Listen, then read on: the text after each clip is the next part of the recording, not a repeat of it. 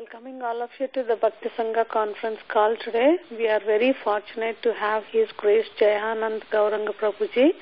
Prabhuji is going to enlighten us on the topic of Srimad Bhagavatam, 4th canto, 22nd chapter, 29th verse onwards.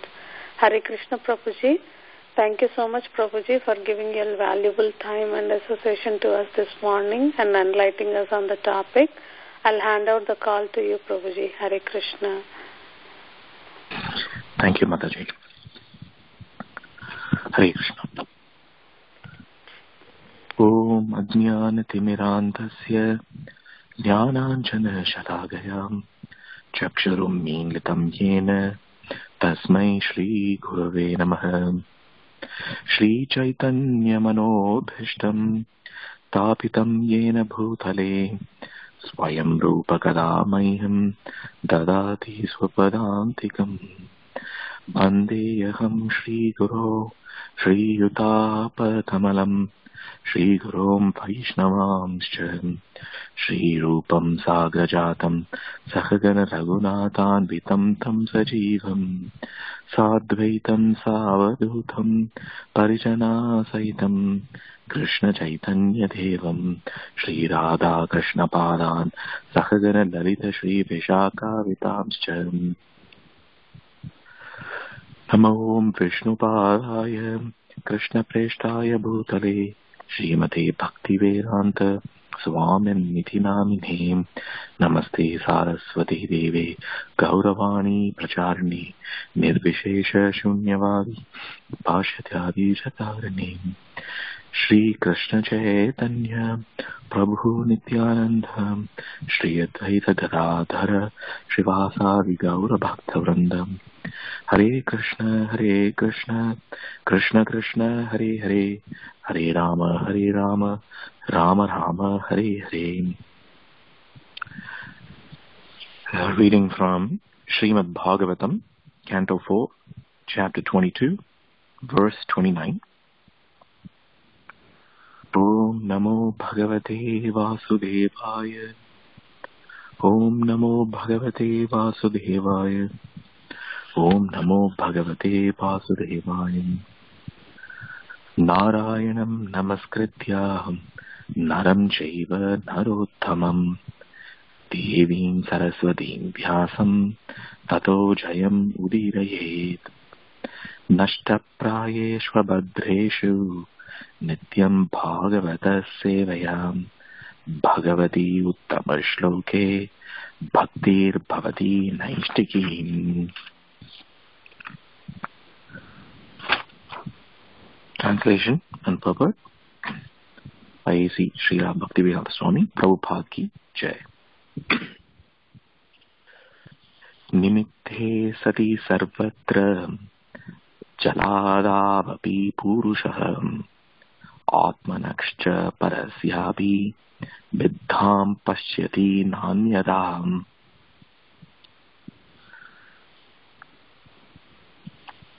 Translation.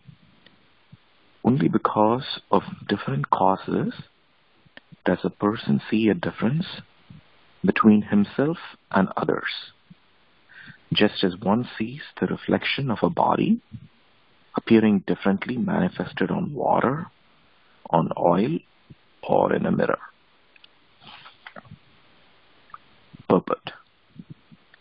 The spirit soul is one, the Supreme Personality of Godhead. He is manifested in Swamsha and Vibhinnamsha expansions. The Jivas are Vibhinnamsha expansions. The different incarnations of the Supreme Personality of Godhead are Swamsha expansions. Thus there are different potencies of the Supreme Lord, and there are different expansions of the different potencies. In this way, for different reasons, there are different expansions of the same one principle, the Supreme Personality of Godhead. This understanding is real knowledge, but when the living entity is covered by the Upadhi or designated body, he sees differences exactly as one sees differences in the reflection of oneself on water, on oil, or in a mirror. When something is reflected on the water, it appears to be moving. When it is reflected on ice, it appears fixed. When it's reflected on oil, it appears hazy. The subject is one, but under different conditions, it appears differently. When the qualifying factor is taken away, the whole appears to be one. In other words, when one comes to the Paramahamsa or perfectional stage of life, by practicing Bhakti Yoga, he sees only Krishna everywhere. For him, there is no other objective. In conclusion, due to different causes, the living entity is visible in different forms as an animal, human being, demigod, tree, etc. Actually, every living entity is the marginal potency of the Supreme Lord. In Bhagavad Gita 5.18, therefore it is explained that one who actually sees the spirit soul does not distinguish between a learned brahmana and a dog, an elephant or a cow, panditha samadarshanaha. One who is actually learned sees only the living entity, not the outward covering. Differentiation is therefore the result of different karma or fruitive activities. And when we stop fruitive activities, turning them into acts of devotion, we can understand that we are not different from anyone else, regardless of the form. This is only possible in Krishna consciousness. In this movement, there are many different races of men from all parts of the world participating. But because they think of themselves as a servant of the Supreme Personality of Godhead, they do not differentiate between black and white, yellow and red. The Krishna consciousness movement is therefore the only means to make the living entities free of all designations. Srila Prabhupada Jai. Namo Om Vishnupadaya Krishna Prishthaya Bhutale Srimate Jayapataka Swamte Namini Namacharya Padaya Nitaya Kripapradaya Gauranga Damdaya Nakaragram Tharani. Namo Om Vishnupadaya Krishna Prishthaya Bhutale Srimate Bhaktivedanta Swamte Namini Namaste Saraswati Devi Gauravani Pracharani Nirvishesha Shunyavadi Pasha Tharani Shri Krishna Chaitanya Prabhu Nityananda Vitakadada Shivasadi Gauravakta. Hare Krishna Krishna Krishna Hare Hare Hare Rama Rama Hare Hare. Vancha kalpatarubhyascha kripa sandubhyev cha patitanam pavanebhyo vaishnavebhyo namo namah. So there are 4 learning objectives that we will cover today as part of this purport. The first one is to be able to explain the misidentification with the body. The second learning objective for this morning is to explain the concepts of Vibhinnamsha and Swamsha. The third concept that we'll be able to explain at the end is to explain the purificatory process. And the last learning objective is to explain Achintya Bheda Bheda concept with reference to this verse. So we'll start with the first part of this translation and purport, which deals with misidentification with the body. There is a verse which is comparable in the Bhagavad Gita to this verse in the Bhagavatam, and that is where it is said, Bahunam Janmanamante Jnanavan Mam Prapadyate Vasudeva Sarvamiti Sa Mahatma Sudurlabha. So after many lifetimes, when one is in actual knowledge, at that time one may surrender to Krishna. So this false identification with the body is the premise in which the Bhagavad Gita itself starts. Dehino yasmin yatha dehe kaumaram yamanam jara tatha dehantaram prapstir dhirastatra na muyati. So that means that when we look at the body, then we get to see the problems that is associated with it. But the symptoms of a self-realized soul is that such a self-realized person is not illusioned by the false identification with the body. The self-realized person understands that he has nothing to do with the body and realizes the person's identity in relation to Krishna. So therefore, in general, we always hear that we should not get very concerned about the difficulties. Our difficulties, as they are not really our difficulties, and they are to do with our body. And a person with a firm intelligence, there's someone who's firmly fixated, and it's called a person with the sthira buddhi. They understand that their duty is to fulfill Krishna's desire. That means that there is an identity problem that we have here, and this identity problem is the first subject matter of this purport. The identity of the soul remains covered in the conditioned state, and why the identity remains covered in the conditioned state is something we will see subsequently in this discussion.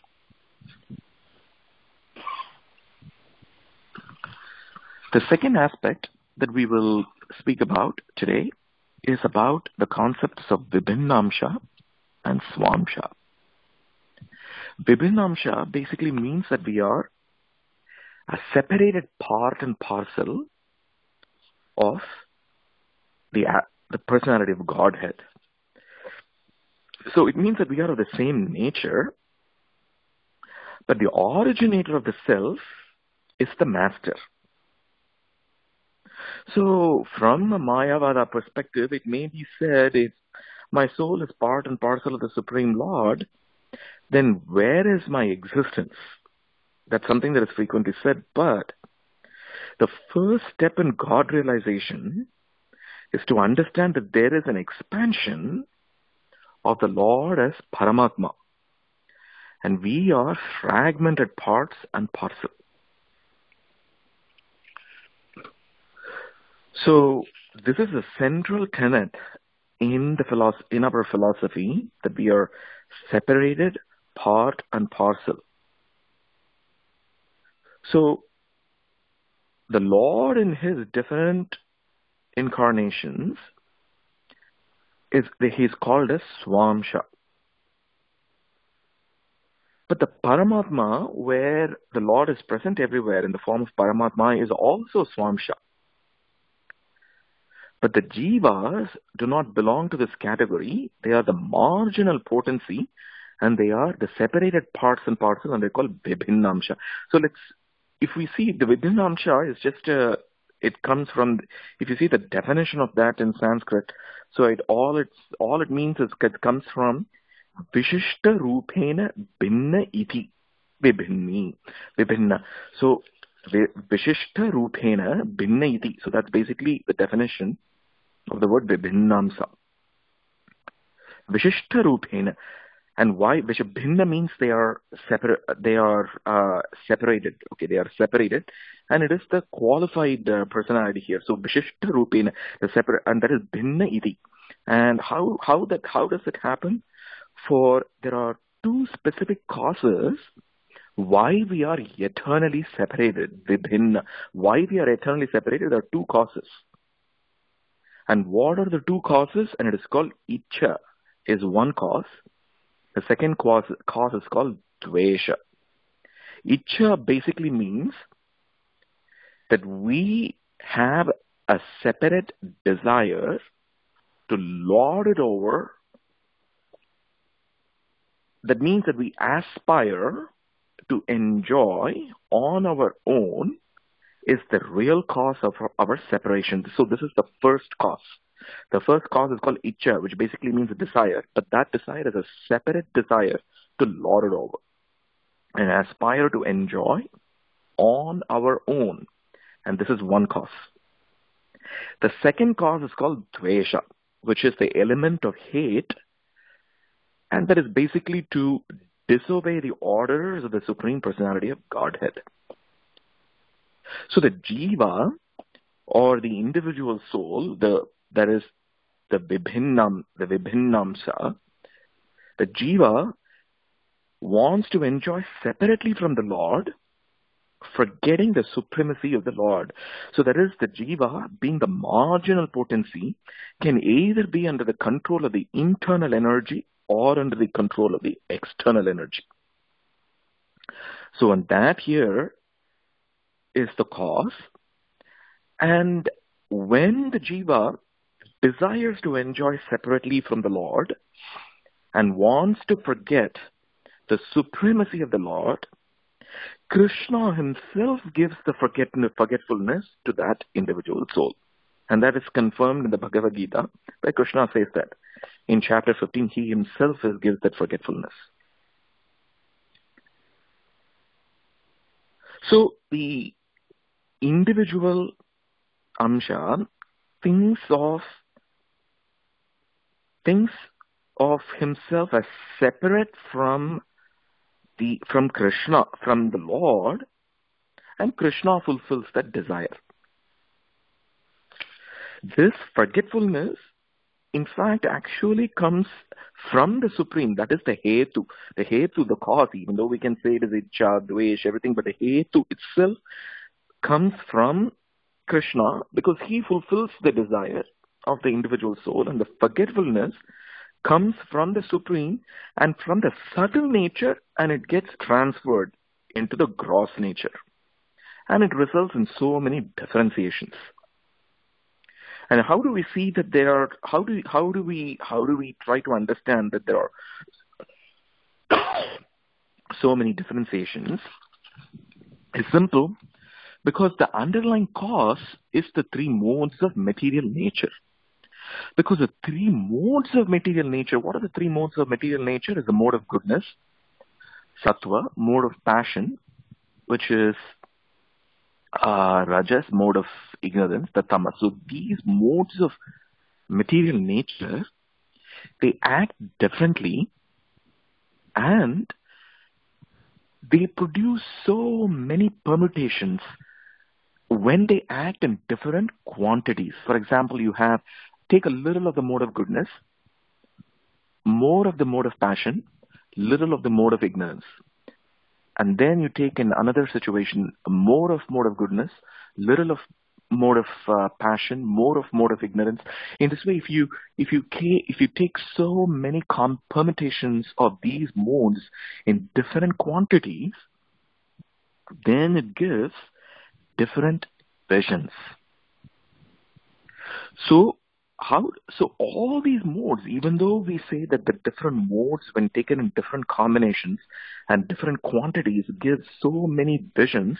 So that is what is mentioned in this verse, that when you see the same object through oil, through glass, through water, whatever way you see different visions. That is because of the different permutations of the modes of material nature, which gets expressed in different quantities. So, but still the hetu, what is the cause of all the ways of actions of these different modes of material nature? And that is Krishna himself, because Krishna says that hetunanena kaunteya, Krishna himself is the cause, and Krishna provides the forgetfulness.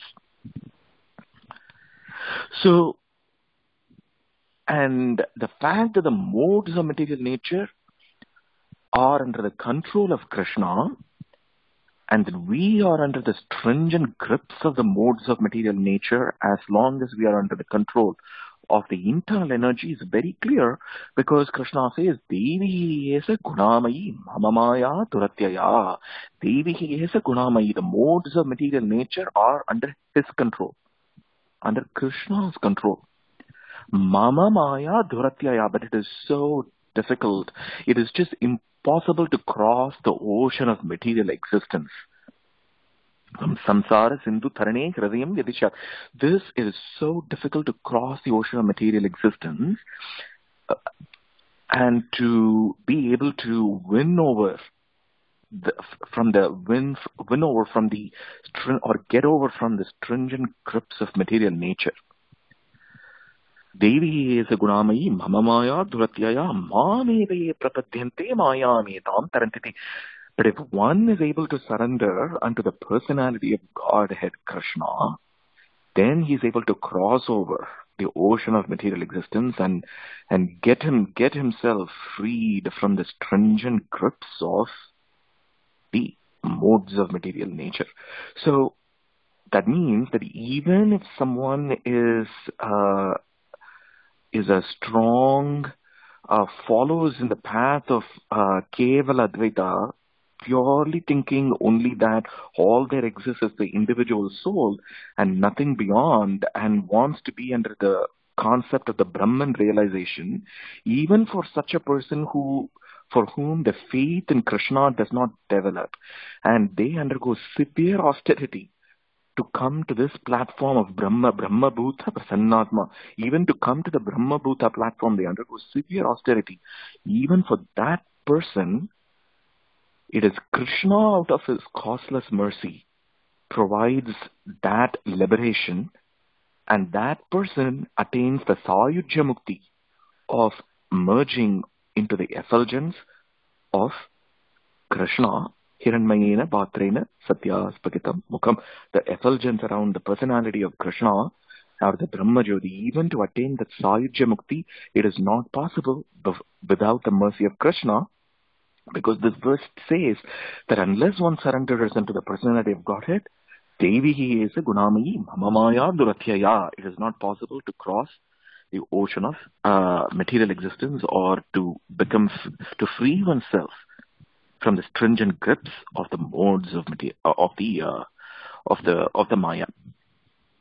So Prabhupada says that we need to have the real vision that needs to be cultivated, and that means, he says in a lecture, that we pluck our eyes and put the new eyes in, and that is the spiritual eyes with which we need to focus, and then we will be able to see what our real position is. Our real position is a very, very low position, Vidya Vinaya Sampanne. So that means that we need to be endowed with the qualities of, the main quality that is here is humility. Vidya Vinaya Sampanne. So the humility is, when we understand that, then we understand our true position in relation with Krishna. Trinadapi Sunichena Dharorapi Sahishana. So we need to understand our true position and develop this humility. So the basic principle here is we become envious of the Lord because of the two causes. One is Icha and Dvesh, and that has given us this vision by which we make this differentiation. The Paramatma feature, however, we need to understand is the same in all living entities. And we need to be able to see that feature in all the living entities. So that feature is constant. The Paramatma feature is constant, and when we speak with anyone, when we talk to anyone, we need to be able to see that Paramatma feature, and that is the that is a Swamsha expansion of the Supreme Personality of Godhead. So, but people are still differentiating due to the different modes. So, the Paramatma feature is the only identity which is there everywhere. It doesn't mean that it is only Paramatma is there only in living entities. Paramatma is there everywhere, even in Jada, even in matter, whether it's in Jiva. The Paramatma as Krishna, as the Paramatma feature is there everywhere. And that is the reason why the electrons are moving, or why there is movement of electrons in solids, in different atoms, liquids, gases. Why there is movement? Because the Paramatma, Vasudeva Sarvamiti, Sa Mahatma Sudurlabha, that Krishna is there everywhere in the form of Paramatma, and that is the reason why there is any kind of symptom of movement even in jada, in matter. So that is the second learning objective in this purport. The third one is, okay, now we understand here like why we are under the stringent grips of material nature, and that being the cause of we differentiating in and under the grips of the material nature. But then what is the purificatory process, and how do we get out of this? So that is the third concept that we'll discuss today. The purificatory process, all it means that the consciousness needs to be purified. That means that we need to add the knowledge that we are servants of Krishna. We have many desires that are not conducive. And therefore, it is very simple. The way of purificatory process is very simple in one sense, because all we need to do is chant the names of Krishna. So are we arbitrarily just saying this? Okay, so we are in the Gaudiya Vaishnava Sampradaya, so are we arbitrarily saying, okay, we need to chant the names of Krishna, and that is the purificatory process? It's not something that is coming random. Because Jiva Goswami, when he says, when we read a scripture, how do we know, how can we understand, he says this in his very first treatise, called the Tattva Sandarbha, how do we understand what a scripture says? And he also says this in many occasions. I've seen that in the Bhagavad Sandarbha too. How do we understand what a scripture says? We need to see what the author of the book says at the beginning, what the author says at the end, and what the author repeatedly keeps saying again and again. Then we understand what the central message of the author is, so that we don't have to come up with some kind of interpretation of what the author is trying to say. So here the scripture is the Bhagavatam, and the author is sage Veda Vyasa, and Vyasa himself is an expansion of Vishnu. In this cycle, Vyasaya Vishnu Rupaya Vyasa Rupaya Vishnave. So he is an expansion of Vishnu himself. And so sage Veda Vyasa, if you see the very last verse of the Bhagavatam in the 12th canto, the very last chapter, the very last verse, what does he say there? He says, Nama Sankirtanam Yasya Sarva Papa Pranashanam Pranamo Dukkha Shamanaha Tam Namami Harim Param. So the very last verse of the Srimad Bhagavatam talks about Krishna Sankirtan, about Nama Sankirtan. So that is the purificatory process. Nama Sankirtanam Yasya Sarva Papa Pranashanam. All the sinful reactions, any kind of papa or sin, Pranamo Dukkha Shamanaha Tam Namami Harim Param. So Krishna Nama Sankirtana is the purificatory process for us to get out of the clutches of the material, the stringent grips of material nature. So we need to simply chant the names of Krishna. And in addition, the basic purpose here is to please Krishna. And we can do that by so many means.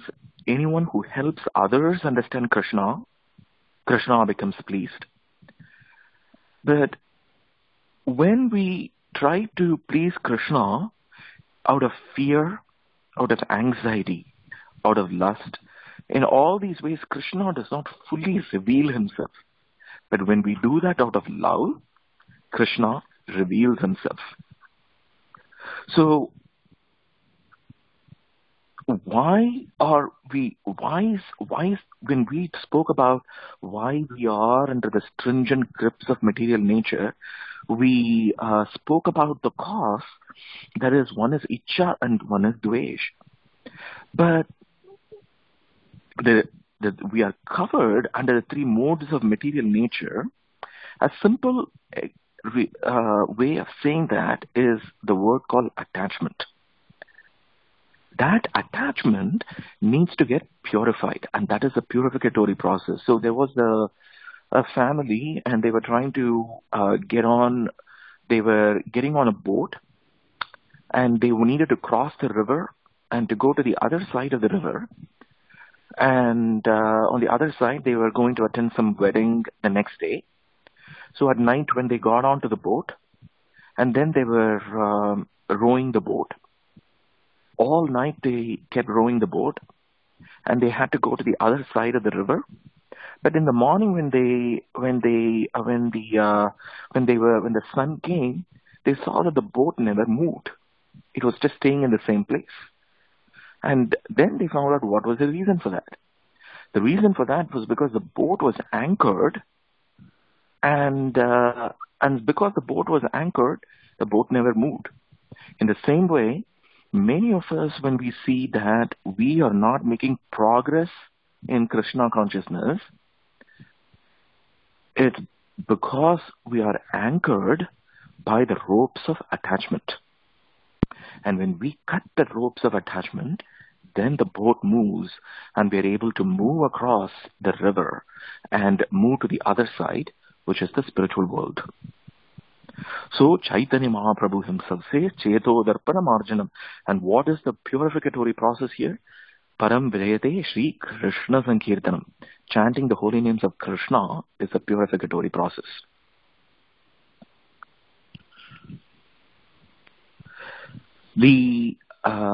So the last concept which we will discuss this morning is the concept of Achintya Bheda Bheda, which is very evident in this translation and especially in the purport. So, how this verse explains and fits within the premise of Achintya Bheda Abheda. So, we can see that everywhere in the scripture. You take any verse anywhere, whether it's the Vedanta Sutra, whether it is the Upanishads, whether it is the Bhagavad Gita, the Bhagavatam, any scripture is taken, the Achintya Bheda Bheda is evident, and it is the most clear way of understanding without any interpretation. And how is that? There are verses that explain Bheda, that there are verses that are focused on the Abheda aspect.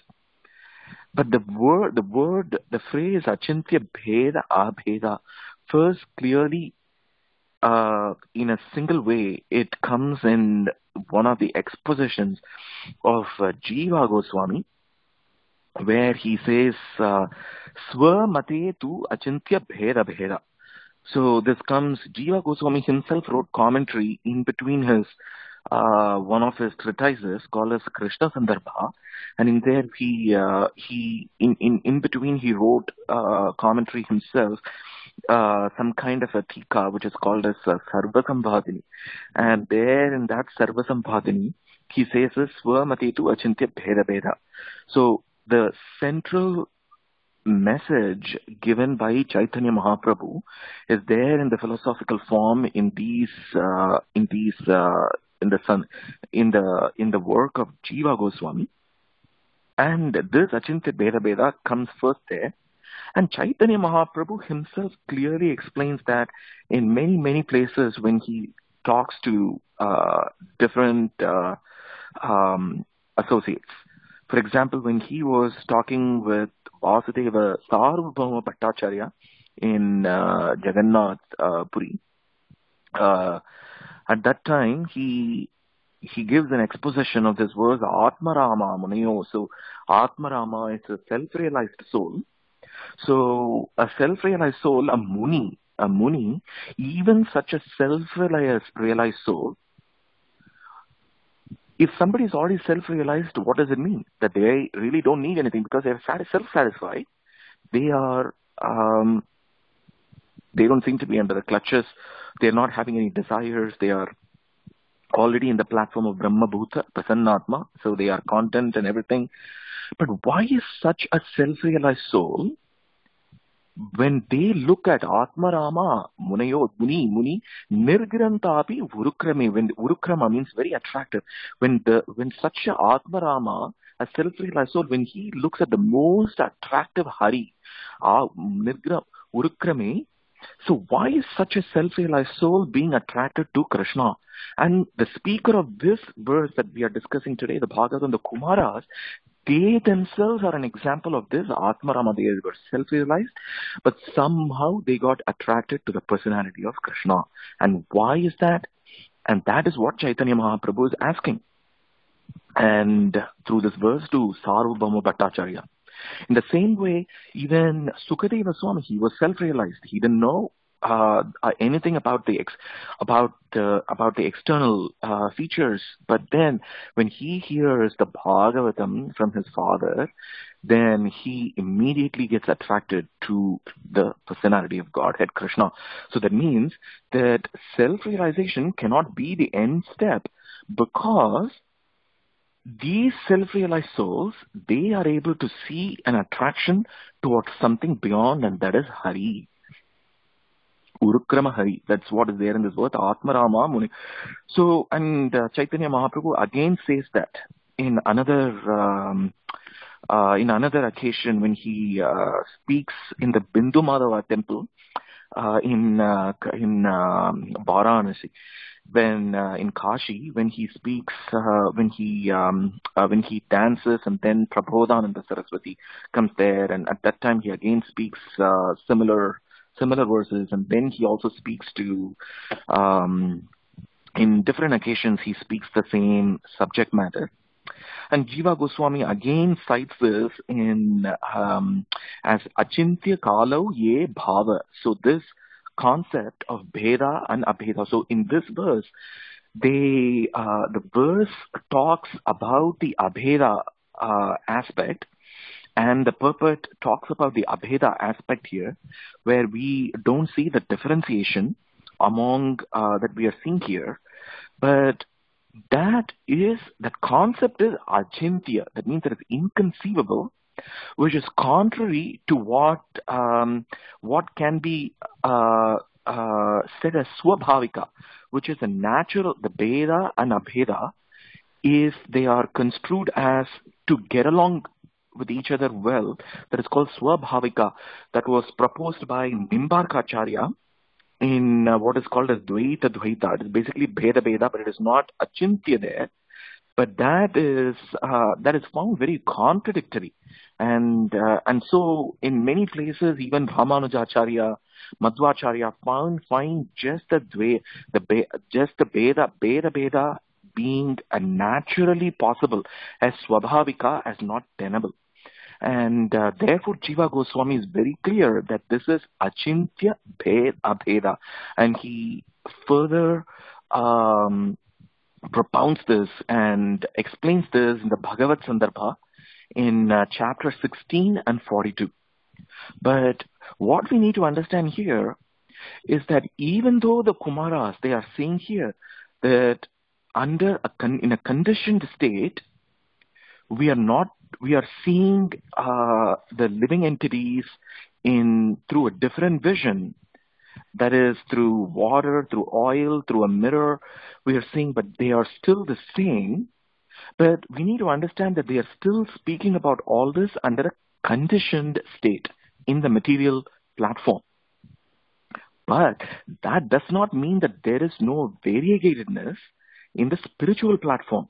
And because that is confirmed by Maitreya Muni when he describes about the Vaikuntha planetary systems in the third canto of the Bhagavatam. If you see, I think it's chapter 15, around verse 16, 17, 18, around those verses, we see the description of the Vaikuntha planetary system, how there are trees, how there are mountains, how there are rivers, all in the Vaikuntha planetary system. So we need to see the difference between that verse 3.15.16, 17, 18 versus this verse where the Kumaras are talking about that we not to be differentiating but here the Kumaras are talking under the control of the material energy. They are talking about, whereas Maitreya Muni in 3rd canto, 15th chapter of the Bhagavatam, there he's talking about the variegatedness in the spiritual platform. That means that the variegatedness in the spiritual platform exists eternally. And the reason why we are seeing the variegatedness in the material platform is because the variegatedness here is a perverted reflection of what is seen in the spiritual platform. That means that the variegatedness in the spiritual platform exists eternally. And that variegatedness is reflected imperfectly or in a perverted fashion in the material platform. And so we are seeing that reflection here, and that is what the Kumaras are talking about here. So when Prabhupada says here that the spirit soul is one, he's talking about that Abheda aspect, that Krishna, Vasudeva Sabamiti, that all there is Krishna, but that Supreme Personality of Godhead exists. He expands and exists in a variegated, there is a variegated fashion. And for example, if you take all that means is that every living entity in the spiritual platform is conscious, and they all are singing the praises of Krishna. So it basically means in the material, under the material energy, when someone is talking, they really want to hear their voice because they take pleasure in hearing their voice. But in the spiritual world, they all are taking the pleasure in Krishna's name. So there comes a distinction between this verse, which the Kumaras are speaking, and the verse which Maitreya Muni is using in the 3rd canto of 15th chapter of the Bhagavatam, where he describes about the variegatedness of the spiritual world. And so these are both these verses, when taken into context, beautifully explain us how wonderful is the philosophy of Achintya Bheda Bheda, and how nicely it has been propounded by our Sampradaya Acharyas, and it has been repeatedly propounded when we take the work of Vishwanatha Chakravarti Thakur, when we take the work of the Bhakti Vinod Thakur, and we see that beautifully explained in our parampara. And Prabhupada wonderfully explains this in this purport, and he so nicely takes this aspect of Amsha and which is as separated parts and parcel, explains about this translation from of this verse from the Kumara. So I'm going to it's going to be 7:10 now. I'm going to stop there, and I'm just going to maybe we can see if there are any discussion points, and if anybody else wants to contribute more to what we just discussed. Thank you so much. Vancha kalpatarabhyascha kripa sindhubhyev cha patitanam bhavanebhyo vaishnavebhyo namo namah. Thank you. Hare Krishna. Hare Krishna, Prabhuji. Please accept my humble obeisances. This was a very, very excellent, very well presented class. Thank you so much for being so clear and explaining all these difficult concepts very beautifully. Thank you, Prabhuji. No questions, but it was very nice to hear this class. Hare Krishna. Thank you, Mataji. Hare Krishna. Dandavat pranam, Mataji. Hare Krishna. Yeah, Hare Krishna, Prabhuji. Dandavat pranam. Yeah, very systematic presentation, Prabhuji, and easy to understand. Prabhuji, I have 2 questions, Prabhu. So, in the translation it says, only because of different causes does a person see a difference between himself and others. So what do you mean exactly by causes here, Prabhu? And we should see difference, right, Prabhu, between every person is an individual and is different from one another.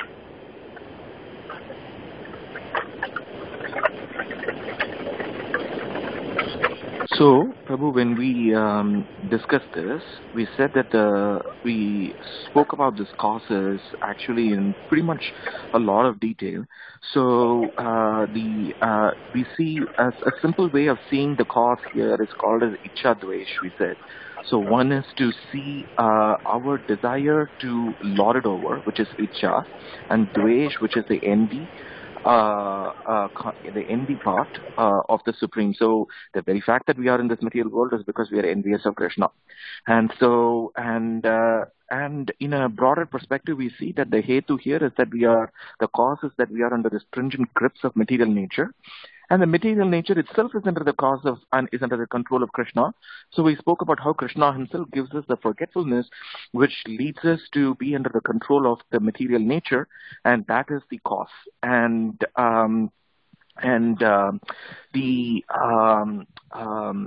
as far as once we are under the control of the material nature, so we are conditioned being attached to this material world because that's what we desire. We are desiring to lord it over separately from Krishna, and that is the cause for us to be under the grips of material nature, and so we see the differences. So when it is said the differences between oneself and others, so what it is basically being referred to here is the nature of the spirit. That is, which is because everybody is the soul, whether Krishna as the cause of all causes, as from whom everything emanates, and himself is the nature of spirit, Sat, Chit, Ananda. So nature of spirit. So when we are not able to see the bodily designations under the material platform, and when we are able to see everybody in the platform of Brahma, that is as spirit, then that is what is referred to here. And so that means that we will be able to see everybody in the spiritual platform. Brahma Bhuta Prasannatma Natochati Nakangshati Samasarveshu Bhuteshu. The same thing. This translation is basically the same verse which Krishna says in the Bhagavad Gita. Samasarveshu Bhuteshu. We're able to see all the living entities in an equal Samasarveshu Bhuteshu. So it's pretty much the same thing. So when we see, but what is not said in this verse here is about the quantitative differences, because as we know, the different verses in the scriptures, they speak about abheda, they speak about bheda. So here, even though we are not talking here about the quantitative differences, and but it does talk about the qualitative oneness. And so our philosophy, it's not like every aspect is just talking only about the bheda, because if it was only about the bheda, where is the relationship between the individual living entity and the Krishna? Because then it will just perfectly just align with Madhvacharya's proposition of Tattvavada, and it will be just all there will be is just bheda. But we are clear that what we have here is achintya bheda abheda. So there is abheda, and that abheda is actually the medium by which we can have an interaction with Krishna, because both are of the same nature, which is spirit. Brahma Bhuta Prasannatma Natochati Nakangshati Samasarveshu Bhuteshu. So we are able to see all living entities on an equal platform. So but this again, even though it is said here that one needs to see all the living entities in the same as spirit soul, it doesn't mean that just because it is all the living entities on spirit soul, that doesn't mean that there is no variegatedness in the spiritual world. Again, I'm just saying the same thing, that the spiritual world, there is variegatedness. There are rivers, there are mountains, but they are all made of spirit, and hence there is variegatedness. So even though this verse is focusing on one aspect, we shouldn't forget the other aspect, and that's why I cited the other verse which Maitreya Muni said in 3rd Canto, 15th chapter of the Bhagavatam. So, does it answer the question, Prabhu? Yes, Prabhu. Perfect, Prabhu. Yeah. Because I was losing the context, Prabhu. Thank you very much, Prabhuji. Yeah. Dandavad Pranam, Prabhu. Thank you. Hare Krishna.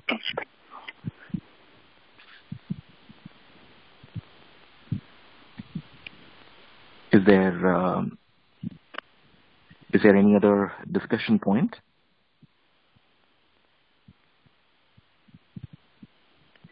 Hi, Prabhuji. Krishna Prabhu. Oh, Yes, Mataji. go ahead. I think Prabhu didn't finish. Maybe he has something else. Yeah, you go ahead, Mataji. If there is time at the end, I will ask one more question, Mataji. Please go ahead, Mataji. Okay, there is this word separate that always creates a little bit of doubt to me. That, as you said earlier in your class, you know, the jivas are Krishna's separated parts and parcels. This word separated always creates doubt for me because we do know that Krishna encompasses everything in existence. So there is nothing that can exist separately or independently of him. So when we say that the jivas are Krishna's separated parts and parcels, what do we mean by separated? Okay, that is a very nice question, but I'll try to answer a little here in the interest of time. But that is the central tenet of our philosophy in Achintya Bheda Bheda. Because of this, the word separated. So the jiva, the individual soul, is the marginal potency, or called tatashta shakti. That is basically the central tenet of the philosophy here is that Krishna is a energetic and we are the energy. And that energy can, we have an internal energy, we have a marginal energy, and we have an external energy. And that marginal energy can be under the control of the internal or in the control of the external energy. So this living entity, when it is, they are eternally separated because the energy, even if it is of the same nature as that of Krishna, which is Sat, Chit and Anandam, it is separated. And that separated nature only allows that living entity to come under the control of internal or the external energy, where lies the concept of the limited free will. And therefore, if we were not separated, there won't come that concept of free will where we can be under the control of external or the internal energy. And that forms a central tenet of our philosophy, where even though there are so many similarities between the different Vaishnava Sampradayas, but there are also subtle differences. And for example, I'm just getting a little philosophical here because of the nature of the question here, that the previous question that was asked by the previous was to do with Dvaita, which is of Madhvacharya's Tattvavada. But this question which Mataji just asked just tells us what is the difference between our Sampradaya and in the philosophy of Ramanujacharya, which is called as Vishishtadvaita. In Vishishtadvaita of Ramanujacharya, it is exactly what Mataji just said, that everything is structurally comprised within Krishna or Narayana. So that means that so whether it is the living entity, the soul, or whether it is matter, they are all structural parts and parcel. They are structurally integral part and parcel of the absolute truth, which is Krishna or Narayana. But in our case, that's where we distinctly differ by saying separated part and parcel, because there an argument is being given in our Gaudiya Vaishnava literature, that if we are not separated, how could there be a transformation? That is, for example, there are two kinds of transformation. One is called as Brahma Parinamavada. Parinamavada means a transformation, and the other is called as Shakti Parinamavada, means transformation of the energy. So what we are saying here is that the energy of Krishna can be transformed, but the energetic as such is not transformed. The energetic Krishna expands, but the energy transforms.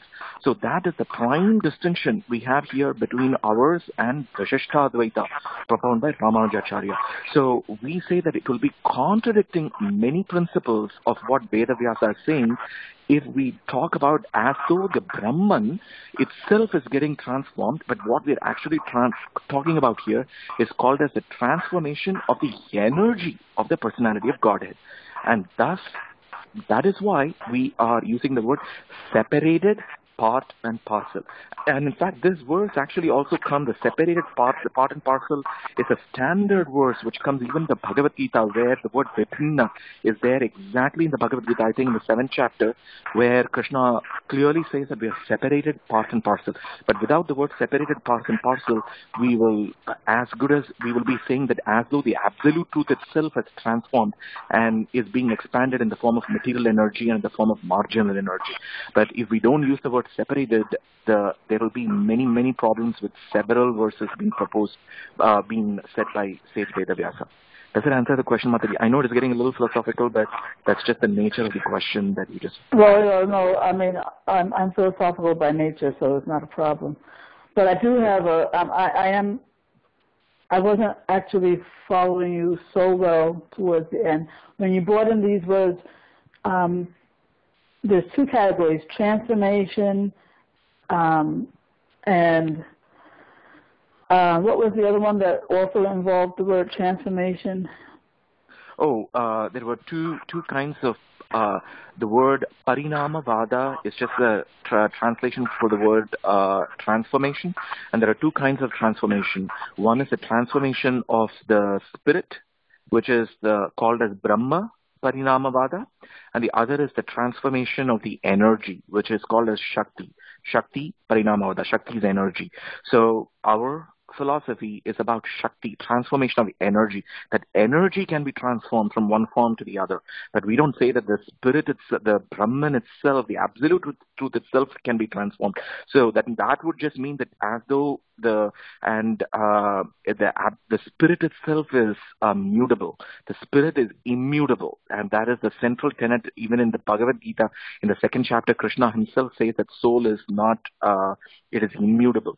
So so that means that we do need to understand that we are separated parts and parcel. Otherwise, it means that we even the material nature, like everything, they're all separated because unless if we don't have the separation, that would mean that as though the absolute truth itself is transformed, which it's not.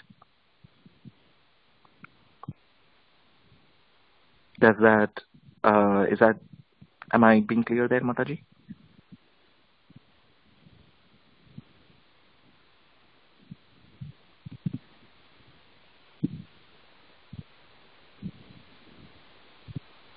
Hare Krishna. Hare Krishna, Prabhuji. I think Mataji lost the connection. I don't know. Okay. And was there another question? There was one question that Prabhuji was asking.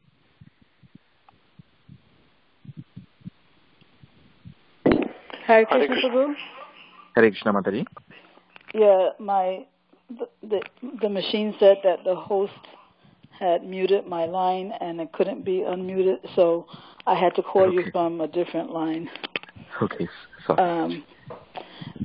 So anyway, when I think you're saying that, the absolute truth, of course, cannot be transformed, but were you saying that the energy, meaning the jivas, can be? That is the Shakti. That is basic. It's just the energy, that's the reason that is called as Shakti Parinamavada. So that means that the energy is. It's commonly when we say when energy is transformed from one form to the another. Even in material subjects and physics and so on, we say that that's basically like in the material realm when we say that's basically the first law of thermodynamics. So in the same way, it's basically coming from this spiritual concept where the energy can be transformed. So when you say that I guess the jiva can be transformed, because we always hear 2nd chapter Gita that we are not transformable or mutable or changeable in any way. So what does it mean to say that the jivas can be transformed? So No, it is not. It's not in that. It's not the concept of the spirit soul, Mataji. The spirit soul is not immutable. It's not mutable. It's not. You cannot. That's not something. So that is the spirit soul is Brahman. That's not what we are talking about here, right? Because the spirit soul is Brahman, but then it is the energy. That is the energy that is transformed. So. Basically what we are, when we talk, we have a material energy, we have, and so when we see the transformations here in the material energy, that's all, it's the transformation because of which that is, that we are able to see that. In the same way, when we talk about energy here, we are talking about that we are as a marginal energy. That means that we come either under the control of the material energy, or we are under the control of the internal energy. So we are not saying here that the individual soul can be transformed, but that is the opposite. That is nothing but Brahma Parinamavada. We are saying that is not something that is possible. But what is possible? What is there is the transformation of the energy because of which we are this is the term that I'm having trouble with. When you say transformation of energy, what energy and what do you mean by this? Okay, so like for instance, when we see the material world, for instance, so all what we are seeing here is because of transformations. The transformation, the energy of the Lord is transformed, and that is why we are having this kind of a vision. So when we see the energy of the Lord is transformed from what to what? Transform means, to me, it means change. It was in one state and now it's in another. That's the whole creation process. So that's the entire subject matter of like the second canto in the Bhagavatam. So the whole creation process, and in fact that's this. You can see that there is also coming from this verse also talks about that about all our external designations. The way we are seeing that is all because of how the external energy manifests in front of our material eyes. But then this verse is saying exactly that if we get over that designation, then we will be able to see in true light how we'll be able to see the spiritual world and the variegatedness in the spiritual world. And so the transformation basically refers to the creation, and how we are seeing all these different designations. All that is because of Shakti Parinamavada. Okay. So, is that? Okay, so transformation refers to the manifestation of this creation, this material world. To our yes, and when we start seeing that with the proper light, with the spiritual eyes, then we will be able to see the spiritual world, the variegatedness in the spiritual world, and how every thing is actually dovetailed in service of Krishna. So as long as we have the material eyes, we will be able to see all these. So that means that all these transformations, they are when our perception of this world is illusory, but there is a real picture of this world, and that is of all what we're seeing, and that is all connected with Krishna. And so that is the real perspective. When we see everything through the material designations, we are seeing this. We are seeing the world the way we are seeing right now. But when we see it through the spiritual eyes, then so what we are seeing through material eyes is all because of that transformation. And otherwise, we won't. There is no earth. There is no universe. There is no all these things. All are coming because of transformation. And that's what Prabhupada is saying. There are two kinds of these. As far as the living entities is concerned, there are two kinds. One is the Vibhinnamsha, and one is the Swamsha, which is the Swamsha is the Lord. The Lord Himself. Yes. Okay, so can you just link for me now all this talk about transformation? how did that relate to this word separate? That the fact I was trying to understand the word separate in relationship to the jiva. When because you were saying, I think in the Sri Sampradaya, structurally everything is part of Krishna, including us jivas. And then you brought in this discussion about transformation, and so I lost that connection. So the argument there is, even though there are so many similarities between Vishishtadvaita, which is qualified non-dualism, and ours, there are also some subtle differences here and there. But when we go deep in, you'll see that there are actually very few. It's pretty. They're all so close together. But then, so if you want to look at Vishishtadvaita, the way you need to look at it is like, for example, if you take if you look at all the material universes, everything, if you put them all as the body of the Lord, so they're all structurally part of the Lord. So that, so even though they say as Narayana, and the form of Narayana or Krishna, they're all structural parts. So that means that I may be a soul in the toe of Krishna, and you may be a soul found in the hand of Krishna. So that means that they're all part, structurally, integrally part of one unit. But that distinctly differs from what we say here as that we are separated energies. And our relation here is a Shakti and Shaktiman, energy and energetic. Whereas even material nature, like for example, if you take a table and every living entity, they're all part of that one body in Vishishtadvaita.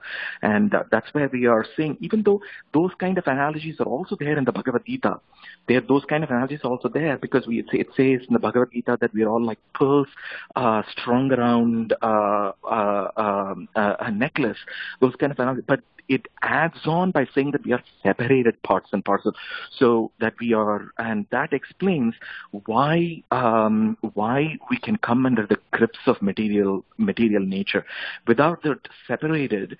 That coming, why will some part of Krishna behave erratically like that? So that's where we are distinguishing ourselves and from Vishishtadvaita. But otherwise, there is so much of similarity between Achintya Bheda and entire. I'm talking more not in terms of the Sampradaya perspective, which is the theological perspective. Theological perspectives we have a way more refined theology here, because there is a lot more analysis which is being done in terms of differentiations between Garbhodakasaya Vishnu, Kshirodakasaya Vishnu. There's a lot more different refinement in our Sampradaya. But I'm only talking about the metaphysical and the philosophical aspects here, and where we are saying that there cannot be transformations directly in the body of the Lord itself. Okay, and I guess the Achintya aspect is the fact that although let's say the jivas won't be found in his hand or in his toe, yet we are still part of him. That's what makes it Achintya, isn't it? The Achintya part is the fact that we can and that's actually, that part is also it's just same in Vishishtadvaita, but that we are qualitatively similar to the Lord but quantitatively different. But even though it is easy to say that, but in what way are we different? And in terms of the quantity, but that combination is actually pretty inconceivable, because like when we say that we are the energy, and the energy is dependent on the energetic, it is of the same nature as that of the energetic. That means that we are all that exists is only Krishna, because that's the first sentence of the purport here. But that is the Abheda, but that doesn't mean that we are Krishna. And understanding that is actually inconceivable. It is because there is a subject matter which is called as Nyaya, or logic. And according to logic, it can be either this or that, but that is not a natural trait. It is not possible for something to be different and the same with each other. And therefore, Jiva Goswami takes care of it by using the word achintya there, because the scriptures are naturally saying that. They are saying that there is bheda and there is abheda, but how to reconcile that, and that is achintya. And the fact that if the word achintya is not used, you can find so many issues with how Bheda and Abheda can exist together. And so many philosophers in the past, before Jiva Goswami, like both Madhvacharya, Ramanujacharya, they all rejected Bheda as a possible theory, possible explanation, even though it was so evident in every place in the scriptures. They rejected that Bheda because they were only talking about the swabhavika, or the natural Bheda, which is not which defies logic. So that's where the achintya comes from. So, well, I still feel that achintya must also refer to the fact that, although we are all part of the absolute truth, yet, as you were saying yourself earlier, in Gaudiya Vaishnavism, we are not, the jivas are not part of Krishna's structure. We're not like an integral part of Krishna's structure, yet we are his part and parcel. And that's what seems achintya to me. Yes, Mataji, yes. Hare Krishna, Prabhuji, Dandavat Pranam. Very beautiful, very in-depth philosophical presentation, Prabhuji. It's very nice to know about these details, so that we know what our philosophy is, what our pradaya is. So, Prabhuji, can you how did you get this kind of in-depth knowledge? Did you do study on your own, or any course, or under any guidance? Mataji, I sort of got introduced in this way. I've been reading this for past 25 years, so it's not something that just in the that I started doing only in the past few years. So when I first came to ISKCON, at that time it started only with the comparative analysis of the different sampradayas. So at that time there were many books that I read, and about comparisons between the different sampradayas. And so it's been more than around 25 years, Mataji. So and over the course of time, I read many theses and books to understand the intricacies in the sampradayas, and especially the works of Jiva Goswami, Mataji. So because the sixth Sandarbha, there are some beautiful translation, I think, by Kushakrata Das, Kushakrata Prabhu, and many books they've given from in the Kansas Rupanuga Vedic College, I think. So many of them, there were so many of these books are already there, and so about 10 years ago, I borrowed most of these books when I was at the University of Wisconsin-Madison from their libraries, and read most of these books at the time, Paramatma Sandarbha and this, and then compiled them, and right now I'm just I'm very happy that there is some occasion like this where I'm able to share at least a little bit of some of these things that I'm learning, and so I hope that answered a few questions. Wonderful. Is your Karmi name Jayendran? No. Tell me again, Mataji. What's your question? Sorry, I just wanted to place you. Looks like I know you already. Is by any chance your wife is Divya Priya? No, Mataji. No. I'm sorry. No. Yeah, but thank you so much, Prabhuji. And we have only very rare speakers who talk like this in depth. So we want you to come again and again and clarify it, and so that we can also learn these nuances about philosophy, so that we can be fixed in and we know better what we are in. Thank you so much. Thank you, Mataji. Thank you for motivating. Hare Krishna. Prabhuji, just to add on to the conversation and to the questions that were asked, when we talk about Shakti Parinamavad, we do talk about the transformation of the Chit potency of the Lord, right?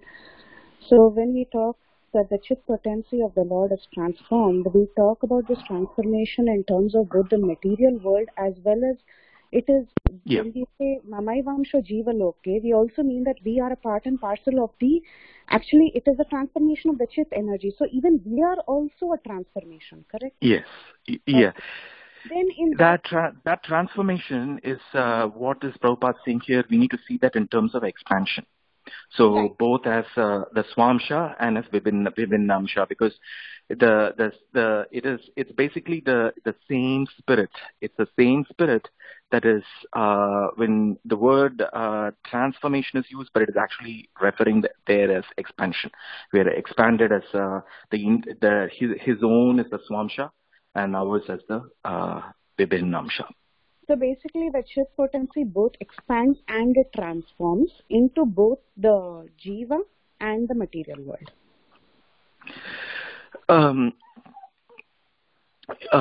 Yes, basically, Mother, you have the expansion part is so there is in the beginning, there is there's a simple way to see that. It's like if you say there is one, and then it expands, and then you can always also see it as but it is still one. So the thing that there is one and many, and the many again can be construed as one. So that is the so when we say transformation here, it still means that because they're all spirit, it's basically an expansion and retaining one's. But all we are saying here is that we are still retaining the individual identities, because the variegatedness is still there. So even if you take everything together as Krishna, but the variegatedness is still there. So everybody is still having their identity. So that is because if we just talk about just that expansion where there is no individual identity and all there is just one mass, which is a spirit mass, we would just be talking about the philosophy of Shankaracharya, where there is just one whole undifferentiated unit. But as such, it is all, when we say transformation, expansion, all these words, all it means is that we are differentiated. We are differentiated. The spirit is differentiated into different forms. It will be differentiated as a mountain. It is differentiated as a river. It is differentiated So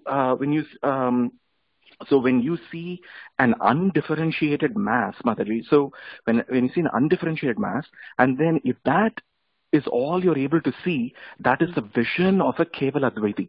But then as a Vaishnava, we are seeing that as a differentiated, and that another word for that is transformation.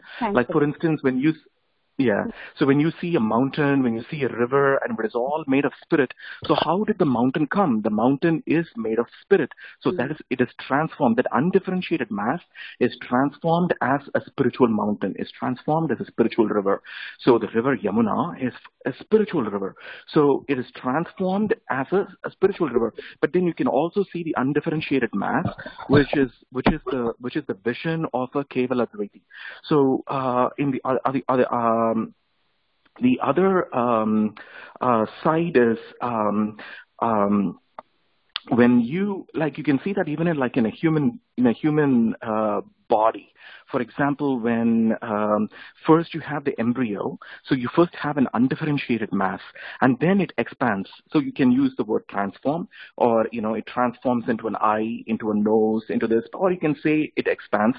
But basically, it then differentiates. It's the same entity, but then it expands and differentiates, and then you get a whole body. So it is all, everything that we see in this material world is somewhere pervertedly reflected. The original concept is already there in the spiritual world. So any transformation that we see here is coming from the original things that are eternally existing in the spiritual world. Does that answer, Mataji? Yes. So in that sense, I understand that part. And so therefore, when we talk, I don't know if I heard this correct, but when the discussion was going on about free will, I don't know if what, Mataji? What discussion about what? Free will of the jiva. Free will. Okay. Yes, Mataji. Yeah, free will. Yeah. So in that, but my understanding was that we are all parts and parcels of Krishna. We have but his qualities are in minute, of course, but we have his qualities. Since he has this, he's Swarat, he's independent, we get this tiny aspect of free will. It's not that because we are differentiated parts and parcels that we are getting this free will, right? No. Free will is there in every living entity, because it's there is exactly as you said. Krishna, even though there is qualitative oneness, we have quantitative differences. So we are a small part and parcel of Krishna. So that element of free will is there, and that element of free will is something that can be used or misused. If we are using it properly, we will be under the control of the internal energy, and if we are misusing it, we will be under the control of the external energy, and we will be under the stringent grips of material nature if that free will is misused. Okay, Prabhu. Yeah, makes sense. Thank you.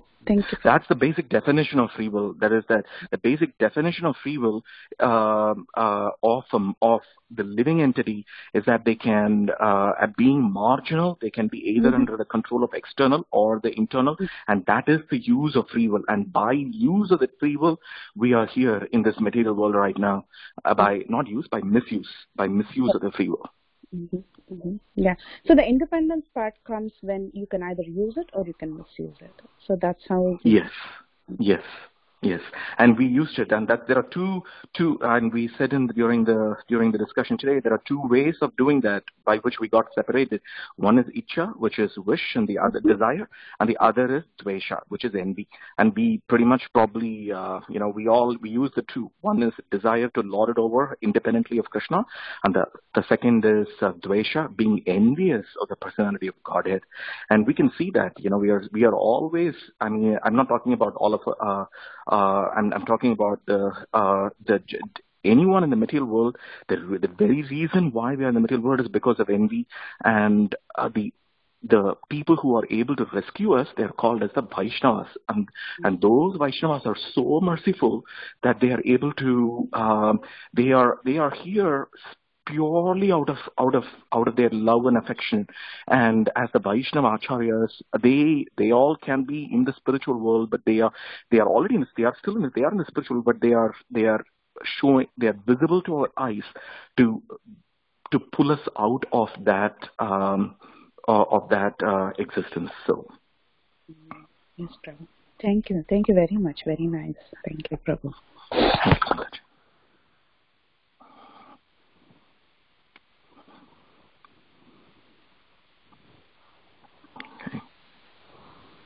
Is there any other? Yes, Mataji. Thank you so much for a wonderful class, Prabhu. It was really excellent. I have no questions, Prabhu. Just I want to ask if anybody have any questions. Please go ahead. Otherwise, we can end the call here. Nice question and answer, Prabhuji. Hare Krishna, Prabhuji. Thank you so much for such a beautiful class, and thank you for coming on the call. Hari Bol. Hare Krishna. Yeah, Hare Krishna, Prabhuji. Very, very excellent class. Thank you. Hare Krishna. Thank you so much for your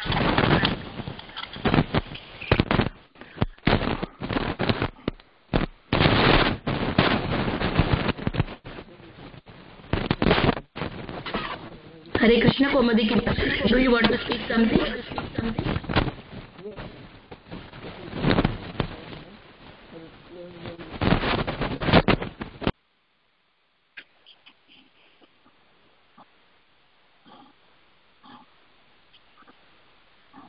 Anybody have any questions?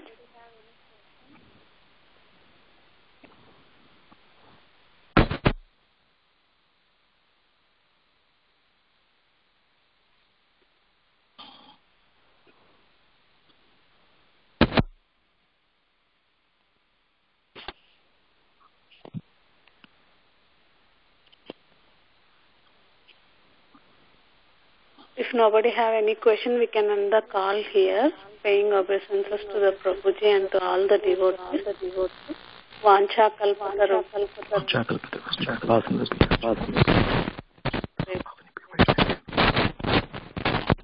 Tantra Adesh Prabhupada ki jai, Prabhuji ki jai.